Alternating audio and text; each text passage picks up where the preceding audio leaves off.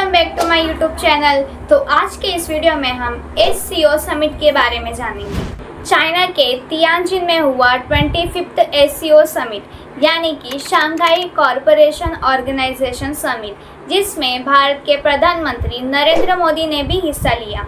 तो चलिए समझते हैं ये समिट की सिग्निफिकेंस क्या है। इस समिट में कई बड़े फैसले लिए गए। सबसे पहला, काउंटर टेररिज्म। समिट ने टेररिज्म को स्ट्रांगली कंडेम किया। खास करके पहलगाम अटैक का जिक्र हुआ और कहा गया कि क्रॉस बॉर्डर टेररिज्म को खत्म होना चाहिए। दूसरा, चाइना ने नया ग्लोबल गवर्नेंस इनिशिएटिव यानी कि GGI दिया, जो इंडिया की vision one earth one family and one future से जुड़ा है, यानी कि वसुधैव कुटुंबकम से जुड़ा हुआ है। इसके 5 कोर प्रिंसिपल्स हैं, तो चलिए वो देखते हैं। पहला है संप्रभुत्व को बनाए रखना। दूसरा, अंतर्राष्ट्रीय कानूनों को सम्मान करना। तीसरा, बहुपक्षवाद को बढ़ावा देना। चौथा, जन केंद्रित दृष्टिकोणों को अपनाना। और पांचवा, ठोस कार्रवाई पर ध्यान केंद्रित करना, न कि बयानबाजी पर। इसके साथ ही समिट ने SCO डेवलपमेंट बैंक बनाने का फैसला किया, जो ट्रेड, इंफ्रास्ट्रक्चर और ग्रीन एनर्जी प्रोजेक्ट को सपोर्ट करेगा, ताकि IMF और वर्ल्ड बैंक पर डिपेंडेंसी कम हो। साथ ही गाजा और अफगानिस्तान पर पीस की बात हुई और कल्चरल वैल्यू पर भी जोर दिया गया। इसके साथ साथ इसमें चैलेंजेस भी बहुत सारे हैं, जिससे भारत की चिंताएं और ज़्यादा बढ़ सकती हैं। पहला, चीन का वर्चस्व। चीन SCO को अपने हितों के लिए इस्तेमाल करना चाहता है। दूसरा, पश्चिम विरोधी छवि। SCO को अक्सर चीन, रूस और ईरान के दबदबे वाला एंटी वेस्ट ब्लॉक माना जाता है। यह भारत की विदेश नीति के लिए मुश्किल है, क्योंकि भारत US, EU और क्वाड देशों से भी मजबूत रिश्ते रखता है। तीसरा, आतंकवाद और पाकिस्तान कारक।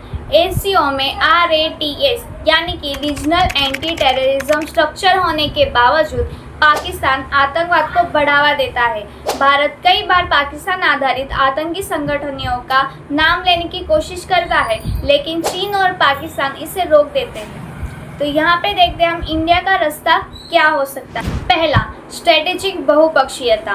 भारत पश्चिमी मंचों जैसे कि क्वाड, G20 और चीन नेतृत्व वाले पक्षों जैसे कि SCO, BRICS दोनों में भाग लेना है, ताकि स्ट्रेटेजिक ऑटोनॉमी और मल्टीपोलैरिटी बने। दूसरा, सिलेक्टिव इंगेजमेंट। भारत SCO की केवल उन पहलों में ही जुड़ता है जो उनके हित में है, जैसे कि रीजनल एंटी टेररिज्म स्ट्रक्चर, जबकि संवेदनशील मामलों में से दूरी ही बनाए रखता है।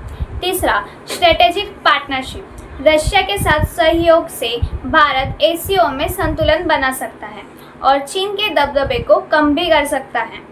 चौथा, border management. Bharat line of actual control पर सैन्य तैयारी बनाए रखते हुए संवाद और समझौतों के साथ तनाव को कम करने की कोशिश कर सकता है। पांचवा, अन्य मंचों का उपयोग। भारत SCO और BRICS के जरिए यूरेशिया व ग्लोबल साउथ की आवाज़ मजबूत करता है, जबकि क्वाड और इंडो पैसिफिक के जरिए चीन से बढ़ते प्रभाव को संतुलित करता है। तो दोस्तों, यही था SCO समिट 2025, एक जगह जहां कॉरपोरेशन और कंपटीशन दोनों साथ में दिखाई दे रहे थे। तो ऐसे ही और वीडियो जानने के लिए हमारे चैनल को सब्सक्राइब करिए, लाइक, शेयर एंड फॉलो।